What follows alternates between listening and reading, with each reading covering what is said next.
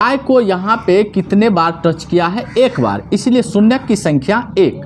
यदि मान के चलिए आपके क्वेश्चन में इस टाइप से ऐसे करके रहे घेरा हुआ, तो y को कितने बार टच कर रहा है, 2 बार, तो इसीलिए शून्यक हो जाएगा 2, तो पी वाई कितना हो जाएगा, 2 हो जाएगा।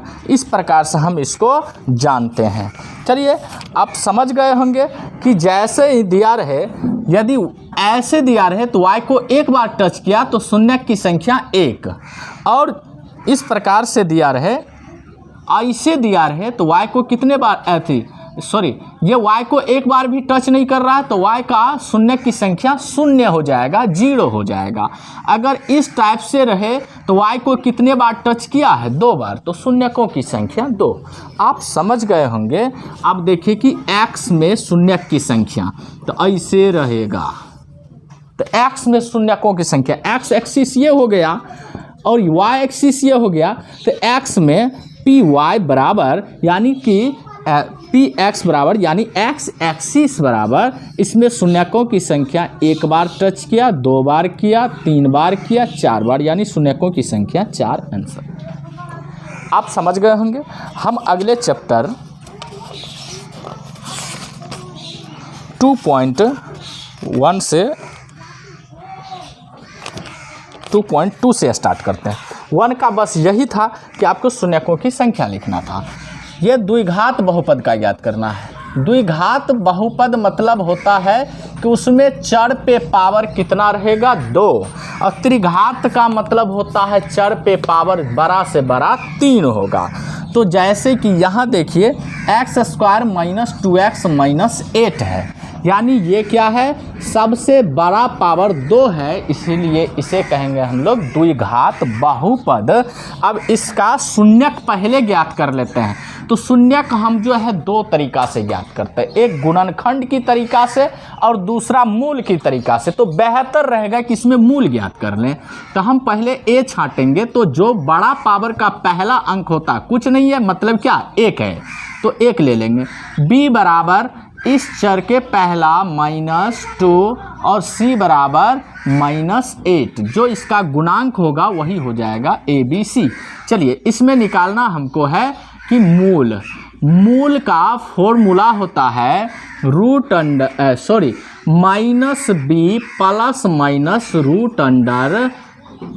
b² - 4ac/2a, ये फॉर्मूला होता है। अब देखिए सबसे पहले हम ये जान लें कि इसमें जो है मूल समान कब होगा और समान कब होगा। तो देखिए पहले इसे हम शून्यक बना लेते हैं, फिर आपको समझा देते हैं। चलिए ये हो गया -b +- यदि आप चाहे तो यहाँ पे b² - 4ac, ये विवेचक का होता है d बराबर, तो आप d डायरेक्ट भी निकाल सकते हैं। तो सॉरी, यहाँ पे हम क्या करेंगे, डायरेक्टली फॉर्मूला लगाएं। तो b के जगह पर -2 का स्क्वायर, -4 गुने a के जगह पर 1 और गुने c के जगह पर हमें लिखना है -8, और बट्टे 2 गुने एक जगह पर क्या लिखना है, 1। चलिए यहाँ पे होगा -b +- -2 का स्क्वायर हो जाता है +4, और -+ 4 × 4 = 32 बट्टे 2 इकाई 2, और सॉरी -b के जगह पर हमने मान नहीं दिया, तो -b के जगह पर -2। देखिए एक फॉर्मूला का माइनस था, एक 2 के पास अपना माइनस था, तो माइनस माइनस हो जाएगा प्लस। हम आगे में प्लस नहीं लिखते हैं।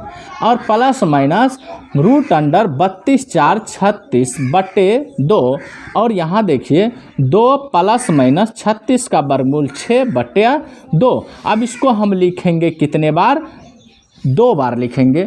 2 + 6/2, और एक बार प्लस में एक बार माइनस में, 2 - 6/2। चलिए इसका हम कैलकुलेशन करते हैं, तो 6 × 2 = 8 बट्टे 2 कट के हो जाता है 4, और इसका करते हैं तो -4 बट्टे 2 होता है, क्योंकि 2 में से 6 घटेगा तो -4, और ये कट जाएगा, ये होगा 4 और -2।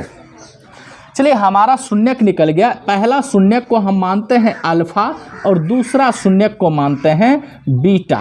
तो बीटा का इस प्रकार से लिखा जाता है, b लिखकर नीचे जो है दंड को बढ़ा देना, इसे हम कहते हैं बीटा। अब देख लीजिए हम क्या करते हैं यहाँ पे जांच करेंगे, इसके संबंध स्थापित करेंगे। क्या करेंगे? संबंध स्थापित करना है। चलिए इसके बीच में संबंध स्थापित करता है कि क्या होता है। तो हम लिखेंगे सबसे पहले शून्यकों का योग। शून्यकों का योग देख लीजिए, शून्यकों का योग का फॉर्मूला होता है -b/a और शून्यकों के योग में अल्फा प्लस बीटा, क्योंकि अल्फा शून्य बीटा प्लस, तो शून्यकों का योग तो alpha plus beta equal -b/a। अब देखिए अल्फा के जगह पर क्या देना है, तो अल्फा हमारा ये 4 निकला हुआ है और बीटा -2, तो हम लिखेंगे 4 और प्लस तो फॉर्मूला करेगा ही और -2। चलिए यहाँ पे हो जाएगा माइनस, अब बी के जगह पर क्या देना है, -2/a। एक फॉर्मूला में एक उसके पास अपना माइनस था तो लिख दिए ना। अब क्या करना है, 4 में से 2 घटेगा तो 2, और ये एक जगह पर तो हमने मान ही नहीं दिया, 1 देना है, तो -+2 अब बटा में 1 नहीं भी लिखते हैं, हो गया प्रूफ दोनों तरफ बराबर। अब दूसरा संबंध शून्यकों का गुणनफल। शून्यकों का गुणनफल, चलिए शून्यकों के गुणनफल का फॉर्मूला होता है c/a। और देखिए हम शून्यकों का यानी अल्फा शून्यक है और बीटा शून्यक है, दोनों का गुणनफल इक्वल c के जगह पर हमें लिखना है -8 और बट्टे a के जगह पर 1। यहाँ देखिए अल्फा के जगह पर लिखना होगा 4 और गुणे बीटा की जगह पर -2 और बराबर यहाँ क्या है -8 बट्टा में 1 नहीं लिखते हैं। अब ये गुना होके हो जाएगा -4 दूना 8 बराबर -8 हो गया बराबर। हम लिखेंगे प्रूफ। ये मेरा पहला क्वेश्चन सॉल्व हो गया। अब इसमें क्या करना, हम दूसरा क्वेश्चन लेते हैं।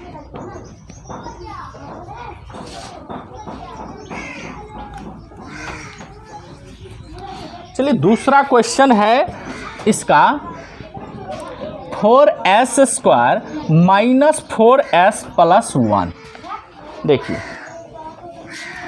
इसमें हम लिखेंगे a बराबर 4 और b बराबर -4 और c बराबर 1 और सेम टू सेम जैसे बनाए थे वैसे ही बनाएंगे। सबसे पहले तो हमें क्या करना है, इसका मूल यानी कि शून्यक निकलेगा या नहीं निकलेगा उसका जांच कर लेते हैं। अभी समझते हुए आगे बढ़ेंगे। तो इसमें क्या करेंगे, हम सबसे पहले निकालेंगे d और इसका फॉर्मूला होता b² - 4ac। b के जगह पर हमको लिखना है -4 का स्क्वायर और -4 गुने a के जगह पर लिखना है 4 और c के जगह पर 1। तो ये हो जाएगा -4 का स्क्वायर 16 और -4 चौके 16 इकाई 16 घट के हो जाएगा ये 0। घट के कितना हो गया 0। तो जब 0 आ जाए d का मान तो हम क्या समझते हैं, इससे हम समझते हैं कि इसकी वास्तविक मूल होगा और मूल क्या निकलेगा, समान। तो इसका 3 क्वेश्चन है, वास्तविक मूल और वास्तविक मूल समान कब होगा। वास्तविक मूल भी निकलेगा और समान निकलेगा मूल, तो कब होगा, जब विवेचक का मान यानी d का मान 0 हो। जब d का मान 0 हो तो मूल वास्तविक होगा और समान होगा।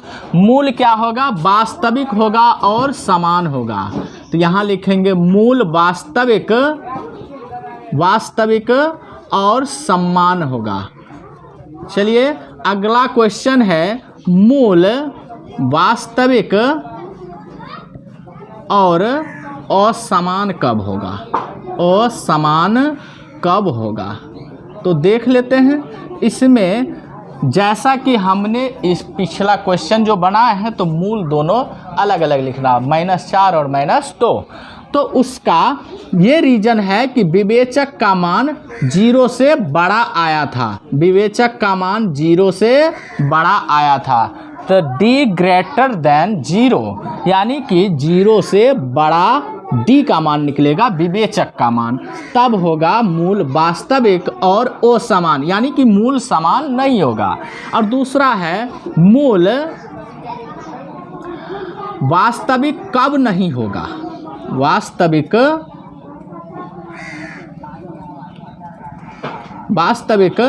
कब नहीं होगा। चलिए इसको हम डील करते हैं। तो वास्तविक कब नहीं होगा, जब विवेचक का मान 0 से कम हो जाए।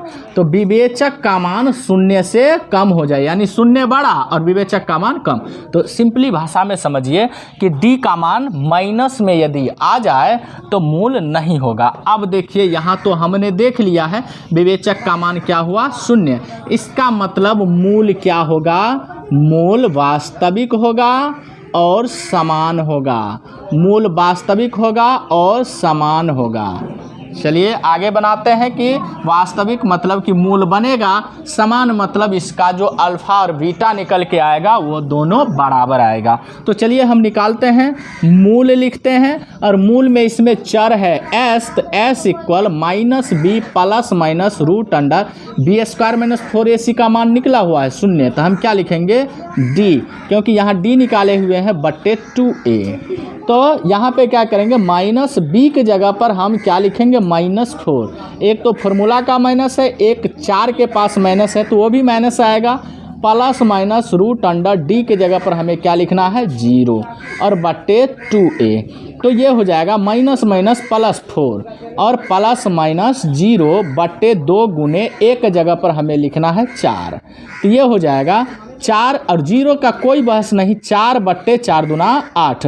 तो ध्यान दीजिए 4 का 4 दूना 8, इसी को हम 2 बार लिख सकते हैं क्योंकि 2 शून्य निकलता है द्विघात में। तो क्या हो गया, ये अल्फ़ा बराबर 1/2 और बीटा बराबर भी 1/2। देखिए कि मूल वास्तविक मतलब मूल निकलेगा और समान मतलब देखिए अल्फ़ा और बीटा का मान समान निकला है।